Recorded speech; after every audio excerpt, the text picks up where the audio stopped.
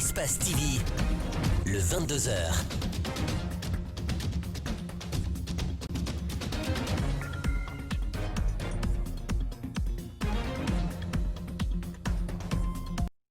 Bonsoir à tous, bienvenue à 22h d'Espace TV. Voici tout de suite le sommaire de ce journal.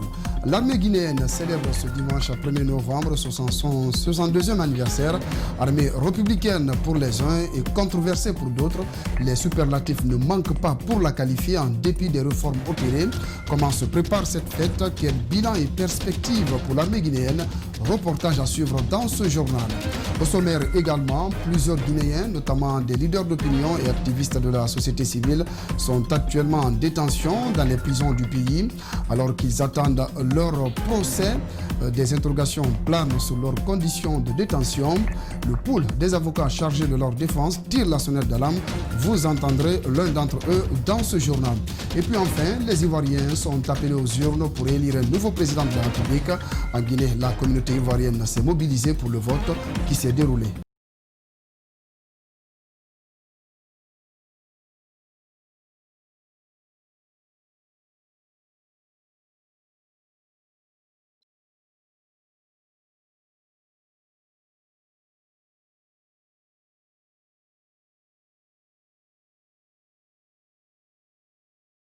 Autres, les superlatifs ne manquent pas pour la qualifier en dépit des réformes opérées. Les acquis, réformes et perspectives avec Antoinette Dédé Onivogui.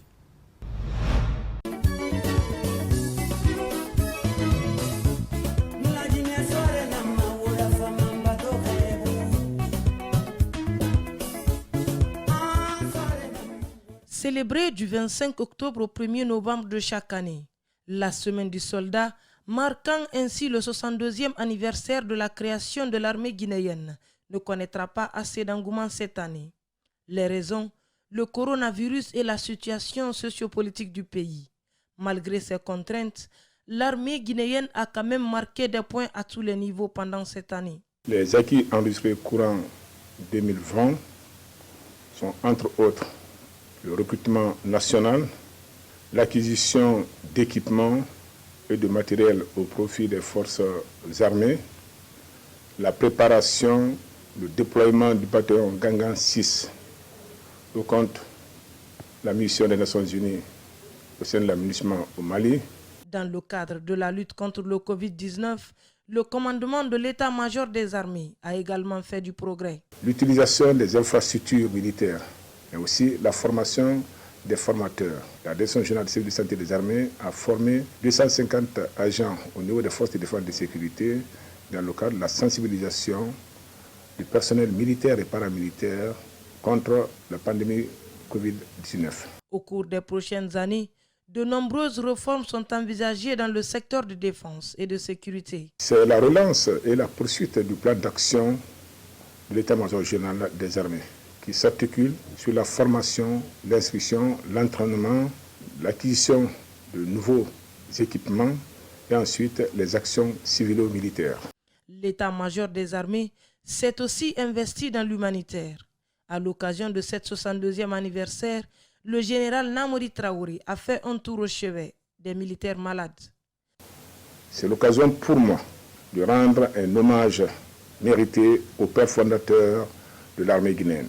Des prières pour ceux qui ne sont pas parmi nous aujourd'hui et formuler les souhaits de meilleure santé aux compagnons d'armes qui sont sur leur lit de malade. La gendarmerie nationale, quant à elle, a aussi réussi à susciter un certain engouement au niveau de la professionnalisation du personnel à travers des différentes formations. À travers les différentes formations dans les écoles de gendarmerie de Somfonia et de Caléa. En plus, il y a eu la réalisation des infrastructures, notamment le bâtiment que nous avons appelé le bloc administratif numéro 2 du haut commandement. Ensuite, il y a que l'école des officiers de gendarmerie basée à Somfonia a rappelé que cette école va être le creuset de la formation des officiers de la gendarmerie nationale en relation avec l'école militaire interarmée basée au camp Al-Faya. Il faut rappeler que la vaillante armée guinéenne se modernise et se professionnalise grâce à la réforme du secteur de sécurité initiée par le président de la République en 2011. À cet effet, la DIRPA invite tous les Guinéens à célébrer en apothéose l'armée guinéenne sur la chaîne de la télévision nationale. Parlant toujours de la fête de l'armée guinéenne, il faut dire que les femmes jouent un grand rôle au sein de la Grande Muette. Elles servent la nation dans leurs domaines respectifs. Mariam Fodé Camara décrypte les images de la cellule de communication de l'armée guinéenne. Suivez. Elles sont et constituent pour le moment une grande partie de l'armée guinéenne. Certaines conduisent des chars de combat, des pilotes, mais aussi des navigatrices.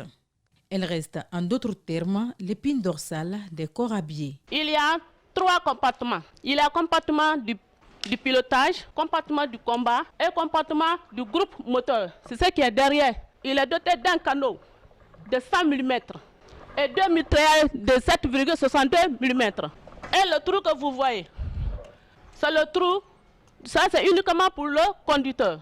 Maintenant, vous passez, il y a une autre arme ici. Ça, c'est uniquement pour le tirer. Ces femmes sont également au front pour la surveillance des côtes maritimes guinéennes. À bord de ce navire, elles assurent les tâches les plus ingénieuses. Nous sommes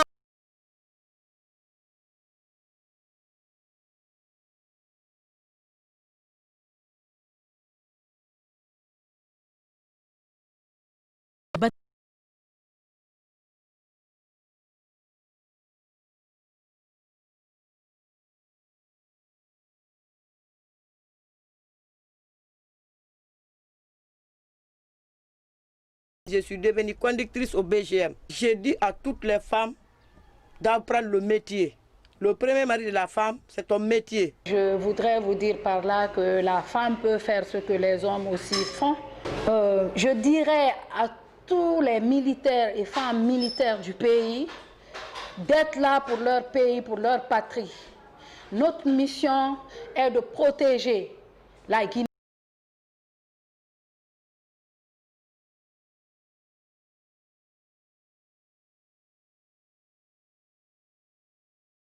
Les filles restent encore à relever pour leur positionnement au poste de prise de décision. Voilà donc ce qu'on pouvait dire par rapport à la fête de l'armée nationale. Encore une fois, très bonne fête à l'armée guinéenne. Plusieurs Guinéens, notamment des leaders d'opinion et activistes de la société civile, sont actuellement en détention dans les prisons du pays. Alors qu'ils attendent leur procès, des interrogations planent sur leurs conditions de détention. Le pôle des avocats chargés de leur défense tire la sonnette d'alarme et réclame la libération de leurs clients innocents.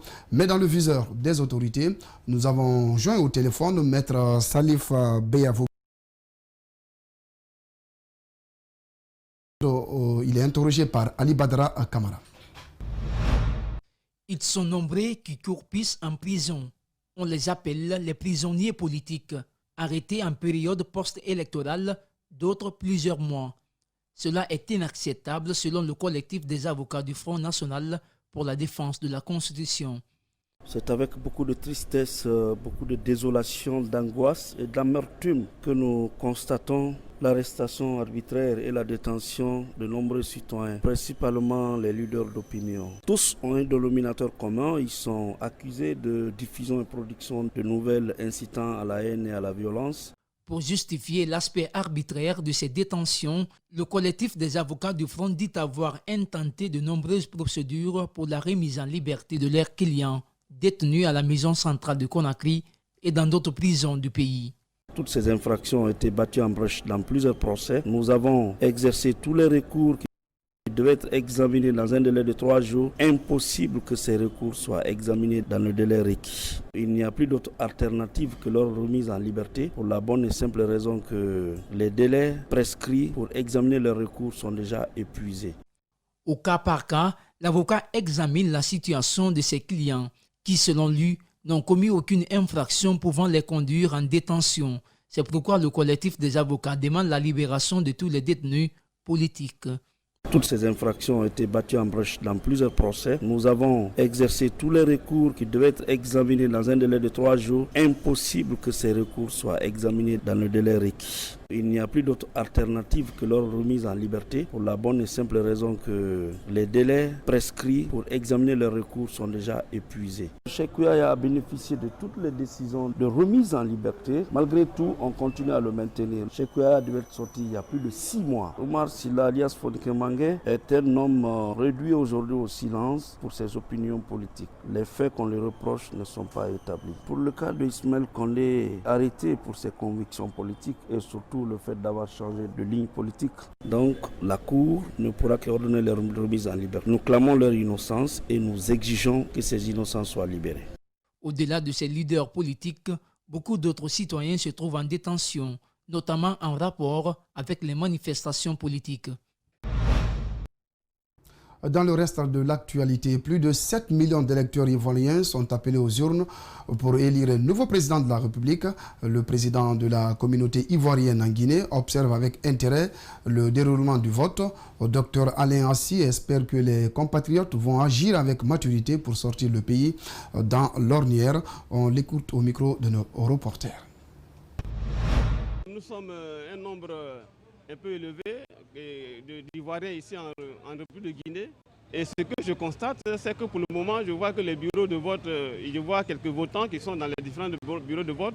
Pour résumer, c'est que les gens arrivent au compte-gouttes, les gens arrivent petit à petit. Et comme on dit, une journée de vote, une journée longue, c'est jusqu'au soir à 18h que les bureaux vont se fermer. Donc j'ose croire que d'ici 18h, les gens viendront parce que c'est samedi, les gens se reposent un peu. Et puis bon, ils viendront au fur et à mesure. Et on va suivre ensemble toute la journée.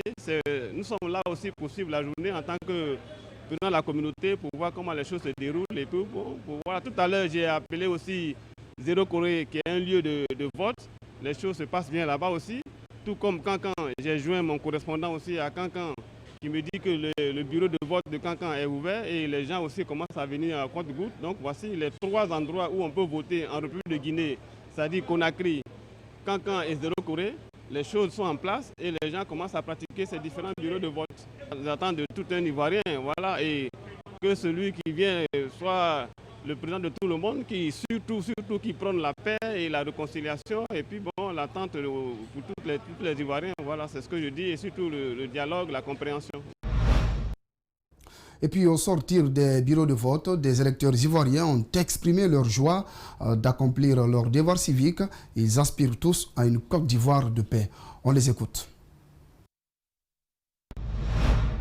Vous savez, la Côte d'Ivoire, c'est un grand pays et on a toujours su se relever des situations difficiles. Et je pense qu'une fois de plus, les Ivoiriens vont démontrer qu'ils sont un peuple fort et un peuple qui sait aller au-delà des tensions pour revenir à l'essentiel, c'est-à-dire la Côte d'Ivoire. Et j'ai foi que tout va bien se passer, comme je viens d'accomplir mon devoir. Pour le moment, là, tant que le vote là, c'est pas fini, il n'y a pas la paix. Il faut qu'on finisse de voter et puis la paix soit dans le pays. Donc, je dis à tous les Ivoiriens de voter. Je donne le courage à tout le monde de voter pour que la paix soit dans le pays. Ils n'ont qu'à laisser la pagaille. Pagaille, ça gâte le pays, quoi. Le petit président, nous souhaiterons que vraiment qu'il se penche un peu sur, disons, l'éducation, chose que vraiment nous enfants pour l'avenir du pays. Et puis déjà, qu'ils suivent la voie du président déjà qui est déjà là. Au cas où c'est lui encore qui est réélu, vraiment, on le soutient et on souhaiterait qu'il essaie de doubler encore plus l'effort. L'effort est consistant, c'est bon, on apprécie. Mais vous savez, on n'a jamais dit trop, c'est trop ce qui est bon. Donc on souhaiterait que ça augmente pour l'avenir de nos enfants, de nous-mêmes et puis le développement de la Côte d'Ivoire. C'est une élection comme toute autre. Voilà, une élection présidentielle comme toute autre. Donc je suis venu voter en tant que citoyen ivoirien. Je suis venu accomplir mon devoir citoyen. Bon, je leur dirais de mettre balle à terre. On n'a pas un seul pays, on a que la Côte d'Ivoire en commun. Donc de mettre balle à terre, de mettre l'intérêt du pays avant tout. Je demande à tous les Ivoiriens qui aiment la Côte d'Ivoire de vivre en paix, de s'aimer, qu'on ait le courage de vivre ensemble, de s'aimer et de se parler. Rien ne vaut la guerre, ça ne sert à rien. Ça ne fait que gâter le pays. Il faut qu'on nous aime, qu'on s'accepte mutuellement. Voilà la réaction de certains Ivoiriens après le vote de ce samedi au compte, bien évidemment, du premier tour de la présidentielle ivoirienne. Donc, des propos recueillis par Mamadou Boulere Diallo, Kevin Haribois et Lamine Silla. En bref et en images, découverte macabre de 3 enfants dans la cité bauxitique de Sangaredi. Ce samedi, c'est aux environs de 17h que les 3 corps ont été retrouvés dans un état de putréfaction, placés dans un véhicule immobilisé dans un garage de manutention de la concession familiale où habitent les 3 familles, comme vous le constatez sur ces images. Il s'agit de Amadou Sidi Keita, d'Alcine Ben Souma et Amadou Touré, tous respectivement âgés entre 4 et 5 ans, miraculeusement disparus depuis le 29 octobre dans la ville minière de Sangaredi. Aussitôt, les services de sécurité ont ouvert des enquêtes pour approfondir la cause de cette disparition. On poursuit ce journal avec cette question. Emmanuel Macron aurait-il déçu le monde musulman? Après la Turquie qui s'est vivement opposée à la déclaration du président français, l'Algérie, le Pakistan ou encore l'Irak se sont démarqués par des manifestations allant jusqu'à appeler au boycott des produits français. Pourtant, en Guinée, notre pays ne semble pas être ébranlé. Certes, la plupart des religieux fustigent les propos d'Emmanuel Macron, mais ils invitent au pardon, car l'islam, selon eux, est une religion de pardon et de tolérance. On fait le point avec Alcine Bari et El Haj Aliouba. Nous ne renoncerons pas aux caricatures, aux dessins, même si d'autres reculent. Des propos qui ont indigné le monde musulman et le président turc en première position qui lance l'offensive. Öncelikle bir akli noktadan kontrol. Güya özgürlüğün ve laikliğin kalesi Fransa'da.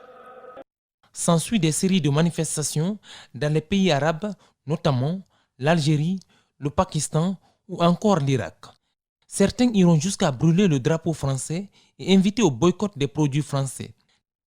Les religieux guinéens n'iront pas jusque-là. Ils déplorent des propos graves et dénués de sens. Dans le principe logique de toute l'humanité, chaque communauté, même sans tenir compte de sa religion, a des marges rouges qu'on ne peut pas franchir. Par exemple, si vous prenez par exemple les Juifs, ils ont la marge rouge du sionisme, qui est un grand crime impardonnable si quelqu'un le touchait. Si vous prenez par exemple l'Allemagne, ils ont la salutation par le sionisme et par le nazisme, c'est un crime impardonnable. Si vous prenez par exemple l'Inde, égorger une vache, c'est un crime aussi impardonnable. La ligne rouge est donc la caricature du prophète Mohammed, paix et salut sur lui, estime ce religieux. Pour El Hadj Abdallah Doumbouya, certes Macron est le président de tous les Français, cependant, tous ne se reconnaissent pas dans ses propos. Il aurait été mieux qu'il ne dise pas cela, parce que c'est un croyant après tout, lui aussi, et même s'il n'est pas musulman, il croit à un Dieu. Concernant le boycott des produits français, ce religieux rappelle que l'islam est une religion de paix et de tolérance. L'islam, c'est la religion du pardon. Et déjà, Dieu a déjà pris la revanche du prophète Mohammed sallallahu alayhi wa sallam. Il dit « Wallahu ya'asimuka minan nas ». Et Dieu t'en garde de toutes les personnes. Toutes les personnes qui ont les mauvaises idées contre toi, je prends ta revanche contre eux. Faut-il le noter que la caricature du prophète Mohammed en France n'est pas une première. Déjà en 2015, le journal Charlie Hebdo avait subi la foudre des islamistes avec 12 morts. Direction l'intérieur du pays, il fait partie de ce groupe restreint qui a décidé de se lancer dans l'agriculture. Cheikh Amadou Fadiga s'est offert 30 hectares de champs de riz à Alasoya. Nous sommes dans la préfecture de Forêt-Karia. Dans cette localité où la terre est fertile, il invite ses compatriotes à lui emboîter les pas. À Alasoya, où l'heure est à la moisson, c'est un reportage signé Djibril Ba, Ibrahima Dekosouma. À Alasoya, dans Forêt-Karia, Cheikh Amadou Fadiga nous fait découvrir son champ de riz qui s'étend sur une surface de 30 hectares. Après une période de dur labeur, l'heure est à la récolte. Je dirais aux autorités de nous aider. On se bat, grâce aux bonnes volontés, on s'en sort. La terre ne ment pas. Fier de cet adage, Cheikh voudrait investir plus mais manque de moyens. Ces intrants agricoles, il les a loués. Plus de 200 hectares non walidé. Il y a plus de 20 hectares à utiliser, mais nous n'avons pas d'intrants. Il faut aller les louer. Parfois, on bénéficie des appuis. Le président Condé, dans son deuxième mandat, a alloué un budget spécial dans le domaine agricole. L'objectif est de parvenir à une autosuffisance alimentaire. Des visiteurs venus dans le champ de Cheikh se réjouissent de cette volonté présidentielle. Toutefois, il exhorte le chef de l'État à les appuyer. Vous savez, le temps du fait sectoriel, la Guinée rarement commandait le riz. Et l'excédent même était vendu dans les pays voisins. Mais nous voulons revenir à ce système-là.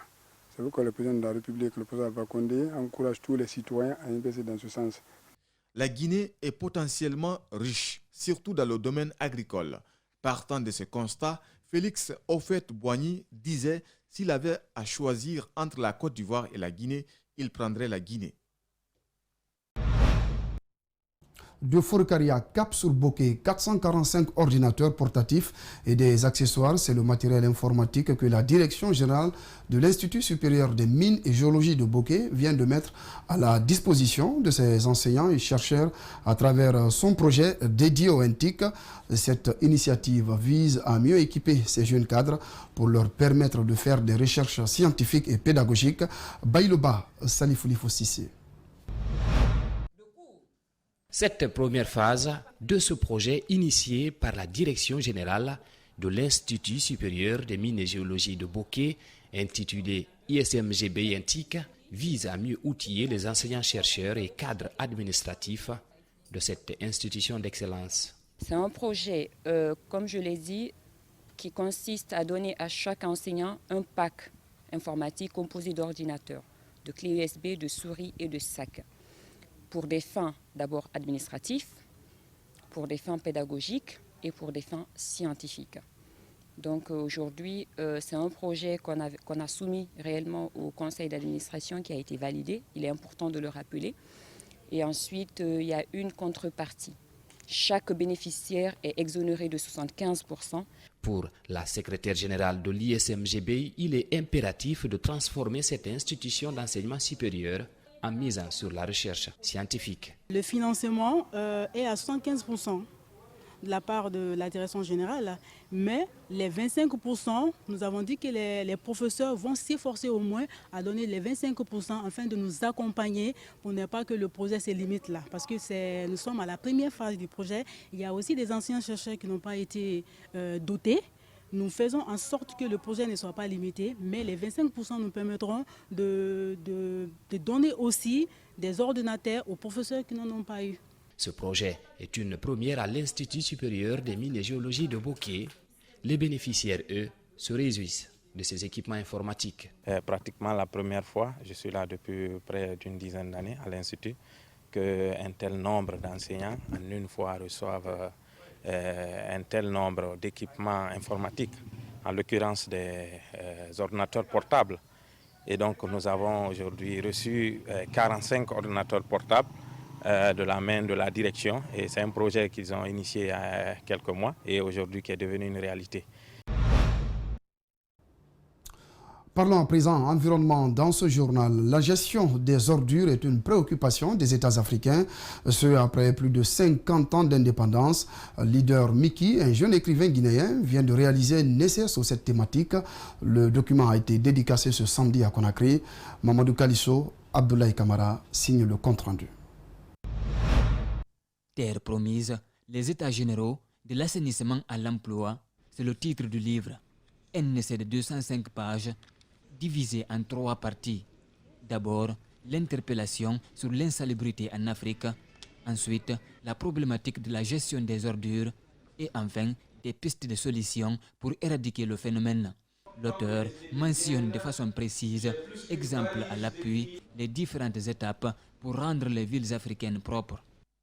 La différence de cet ouvrage, c'est que je rentre au fond du problème. Je pose d'abord le constat de l'insalubrité de notre pays, d'accord, et j'apporte des solutions pragmatiques, pratiques, pas des paroles en l'air.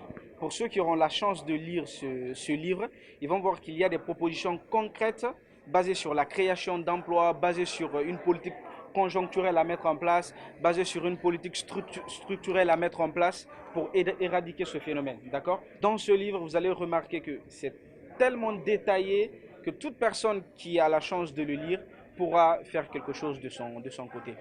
Si cet essai est mis en œuvre en Guinée, il peut générer 49 420 emplois directs selon son auteur. La cérémonie de présentation du document a été parrainée par le PDG d'Adafo Média qui s'est fait représenter. Ça revient carrément à la consigne traditionnelle qui est celle de passer à l'action, parce que du moment où on a une œuvre ou quoi que ce soit comme consigne et qu'on ne passe pas à l'action, ça veut dire qu'on consent du fait que la chose et la situation est normale. Donc si nous sommes d'accord que la situation actuelle de ne pas assainir où nous sommes est anormale, il faut que nous puissions lire l'œuvre et pratiquer effectivement les solutions qui sont à l'intérieur. Après présentation, des anciens ministres de la République et autres acteurs de l'assainissement ont apprécié la pertinence de l'ouvrage. Certains songent déjà à travailler avec l'auteur dans la mise en œuvre du document. Allez, terminons ce journal par la revue de presse. La visite de la mission conjointe CEDEAO, Union africaine et Nations unies, les sorties fracassantes de Cellou Dalein Diallo et de la CENI. Voyons tout cela dans cette rubrique signée Abdoulaye Djibrilba. Bonsoir. À la une cette semaine, la mission conjointe CEDEAO, l'UA et l'ONU, au terme de sa visite, a fait des recommandations aux différentes protagonistes de la crise politique guinéenne. Africa-Guinée s'est procuré de l'intégralité des propositions. Les propositions sont entre autres la mise en place d'un cadre de dialogue inclusif, diligenter des enquêtes et faire la lumière sur les violences afin de traduire les auteurs en justice, l'usage des voies de recours pour résoudre tout différend résultant de la présidentielle du 18 octobre 2020. D'après Guinée 7, Cellou Dalein ne s'attend pas à grand-chose de la communauté internationale dans les colonnes du site. Il apprécie les prises de position de certaines organisations, notamment l'Union européenne et la France, qui ont un communiqué condamnant les violences et exprimant les doutes sur la transparence du scrutin. Dalein s'exprime aussi chez notre confrère de Vision Guinée, le site d'information titre « Ils ont abandonné les Guinéens dans les mains du diable », faisant référence à la CEDEAO, à l'Union africaine. Le principal opposant d'Alpha Condé a dit que ces deux institutions africaines n'ont pu régler le problème malien. Puis, il enfonce le clou pour dire qu'Alpha Condé préfère l'argument de la force et non la force de l'argument. Sur Mosaïque, un député de la mouvance se défend. Souleymane Keïta affirme que la déclaration de l'Union européenne est une manière de chercher la confusion. Selon lui, l'UE parle des procès-verbaux, mais est-ce qu'elle était là pour savoir comment ça s'est passé? C'est une véritable indignation. Il faut que cela cesse. Ce n'est pas normal. La CENI replique dans les colonnes de mediaguinée.org. L'institution en charge des élections en Guinée a en effet expliqué que les procédures de remontée des PV n'ont souffert aucune entorse.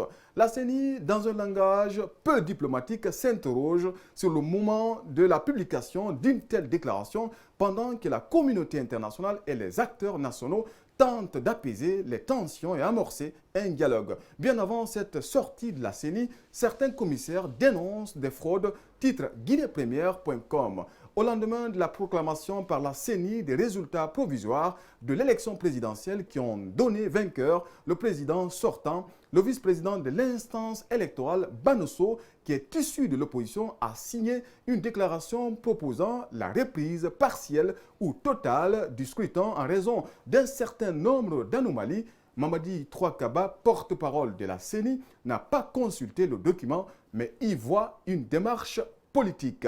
De toutes les façons, il y a les fraudes dans la compilation des résultats selon le PADES, lit-on sur le site d'information convergence gn.com.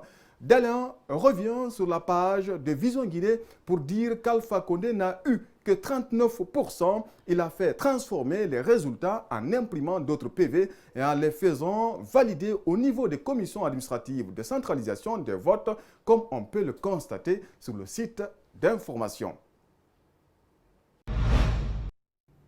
Voilà, grand merci à Djibril Ba pour cette revue de presse. Mesdames, Messieurs, c'est la fin de ce journal. Merci de votre aimable attention. Merci également aux équipes en régie et en édition. Bonsoir chez vous, où que vous nous suivez à travers la Guinée.